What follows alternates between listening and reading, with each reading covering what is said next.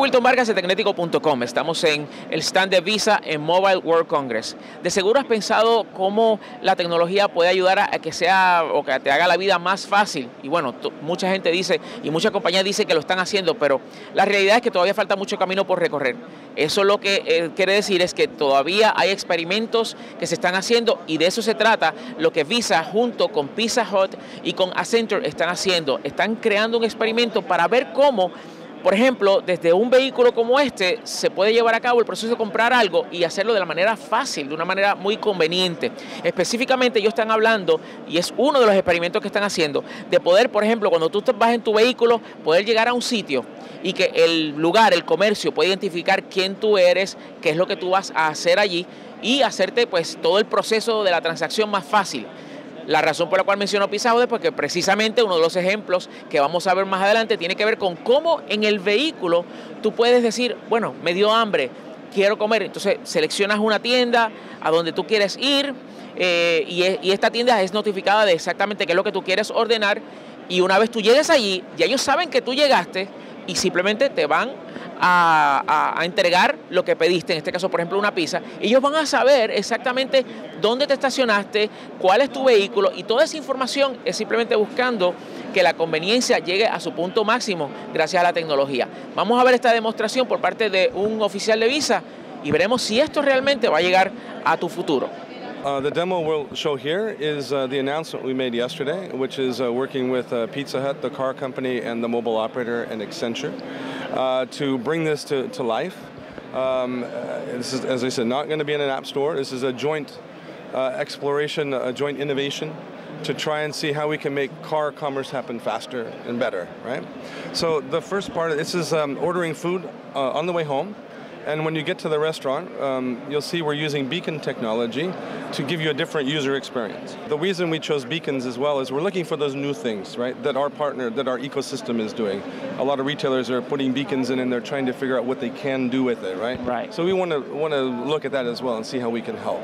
So we can do this by voice, but it's the noise here is a bit loud. So if you don't mind, I'll have you push the buttons on this. Sure. Okay, so you want to order a pizza. Go ahead. Okay. So which restaurant would you like to pick it up at? The one at Lincoln Way looks good. It's a very nice neighborhood. You'll like it. All right. Okay, so obviously you can order from the menu or past orders. This is the one people will use most. I think one thing you'll notice is that if you look at Pizza Hut's app on the mobile, they have a very advanced app. This is a very different look because when you do something on the car, you can't just mirror what's on your phone, right? It has to be more simple, right, and less distracting, right? So we've followed those rules like the U.S. has a government agency called the NTSB. Right. And this is more or less in line with what it complies with what they say that but it's, things... Again, a different user experience, right? We're trying to learn about this as well. Yes. So whichever you like. Past orders, store menu, it's up to you. Okay, I do seem to remember one particular piece I liked, so let's go to past orders. Good choice. Okay, now here, this says, wait, you can't do this if you're moving, right?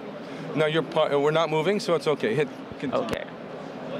Now remember that, because when we talk about integration, we'll go back to that part, okay? So which one of those looks good to you today? I'll take it easy, so we'll start with this one. Veggie lovers, okay, good. Now, this is normal. This is what you're ordering, the price. It reminds you of the card you've selected on file. Of course, you can change the card.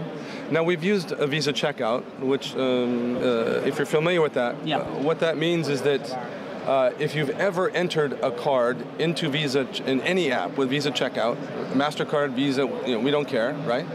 Then every other app that has Visa checkout in it, you never have to enter that again. You just log in and say, I allow this app to use my card credentials, okay? So that we've integrated with that. So go ahead and place your order. All right, let's do this. Now, this is normal. This order is going up from the mobile network. It's going to their e-commerce site of Pizza Hut. It's going down to the restaurant, and they're making your pizza, and you're driving there now, right? But the magic happens when you get there. They set up a couple of parking places just for takeout. You pull in, it opens up the app, the beacon does. Welcome back, your pizza's coming out. Oh, you paid. and their loyalty program. Hey, you come back 2 more times and you get your free pizza. That's really cool. Okay. Now, let me tell you what happened technically, right?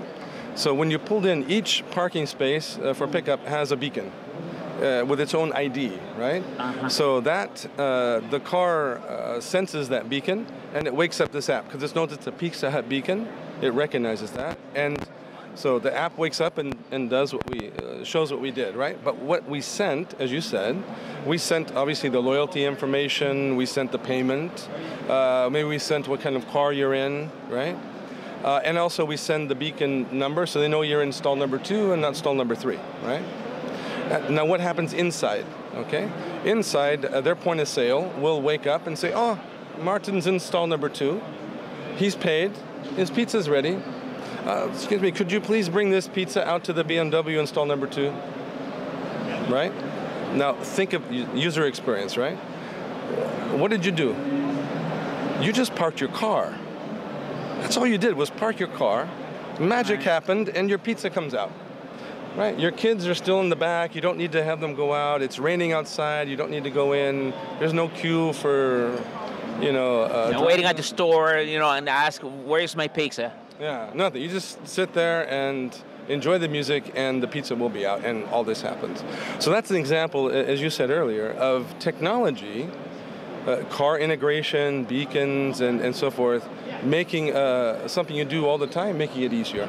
So Martin, at this level, what are the challenges that lie ahead? What do you think that still needs to be done, both in terms of technology and in terms of maybe educating the consumer, or even just go on a larger scale effort to explain to people what it is that you're trying to do, why you're trying to do it? I think we're lucky to be where we are in the ecosystem, right? Because we're an enabler of the ecosystem.